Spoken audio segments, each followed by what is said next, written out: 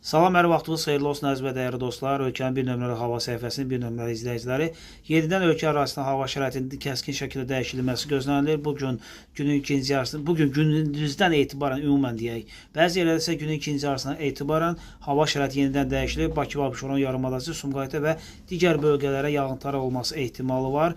Respublikamızın dağlıq və dağətəyi bölgələrində isə yağıntıların sulu qar və qar şəklində olacaq. Quba, Qusar, Balakən, Zaqatala, Şəki, İsmayıllı, Qax və Şamaxı, Qobustan, Mərəzə, Lerik və Yardımlı və digər bəzi dağlı və dağətəyi bölgələrində belə mərkəzlərə yağıntıların sulu qar və qar şəklində olması gözlənilir. Xüsusilə sabah gündüz hava şəraitinin temperaturu bir qədər də aşağı olacağı ehtimalı var və qeyri-sabit hava şəraiti ayın 26-sına dək davam eləməsi ehtimal olunur. Ay sonlarında isə yenidən hava şəraitinin bir qədər isinməsi ehtimal olunur. Bu barədə ətraflı məlumatlar olacaq. Bizi və səhifəni izləməyi unutmayın.